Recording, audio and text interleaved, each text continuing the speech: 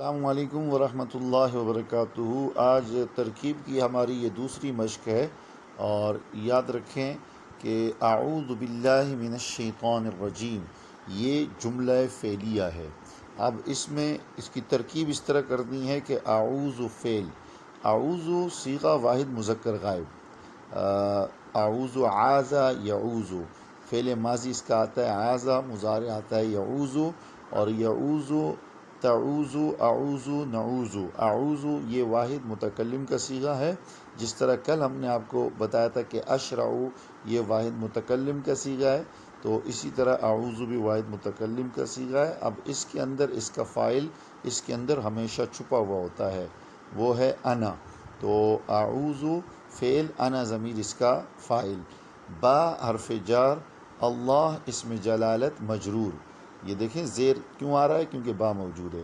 با حرف جار، اللہ اسم جلالت مجرور، جار مجرور مل کر ظرف لغو ہو کر متعلق ہوا اعوذ فعل کے۔ تو اب یہاں دیکھیں کہ چونکہ اس کو ہم نے ظرف لغو اس لیے بنایا کیونکہ پیچھے فعل لفظوں میں موجود ہے، اور بسم اللہ الرحمن الرحیم کی ترکیب میں ہم نے بسم اللہ کو ظرف مستقر بنایا تھا۔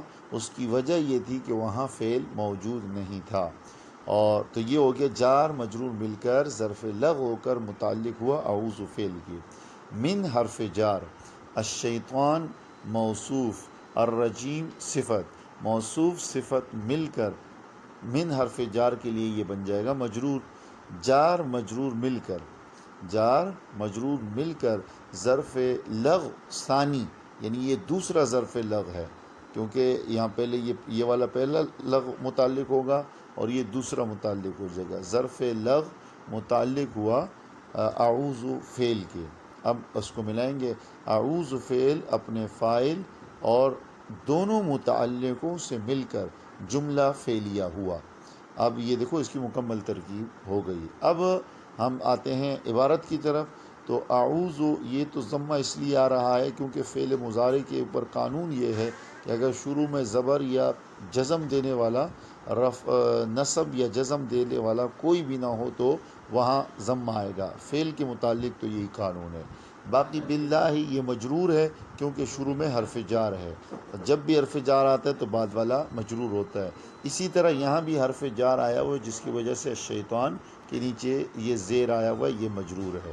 جہاں تک تعلق ہے الرجیم کا، تو چونکہ الرجیم یہ صفت ہے الشیطان کی، اور یہ بسم اللہ الرحمن الرحیم میں ہم نے بتایا تھا کہ جو صفت ہے وہ ہمیشہ موصوف کے تابع ہوتی ہے، یعنی جو اعراب موصوف کا ہوتا ہے وہی اعراب صفت کا ہوتا ہے۔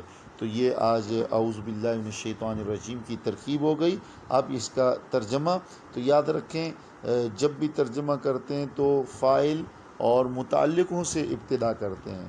تو آپ اعوذ، میں اللہ کی شیطان مردود سے اللہ کی پناہ چاہتا ہوں، میں شیطان مردود سے اللہ کی پناہ چاہتا ہوں۔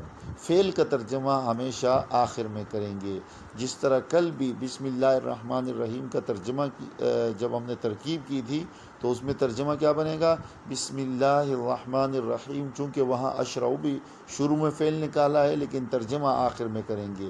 اللہ کے نام سے جو بڑا مہربان رحم کرنے والا ہے شروع کرتا ہوں، میں اللہ کے نام سے جو بڑا مہربان ہے شروع کرتا ہوں۔ صحیح نا، یہ بسم اللہ کا ترجمہ بنتا ہے ترکیب کے اعتبار سے، صحیح نا۔ تو یہ دونوں اعوذ باللہ اور بسم اللہ کی ترکیب ہو گئی۔ اگر آپ بسم اللہ کی ترکیب دیکھنا چاہتے ہیں تو ہمارے چینل پر آپ جائیں اور اس میں دیکھیں ترکیب کی آسان نحوی ترکیب، پہلی مشق میں بسم اللہ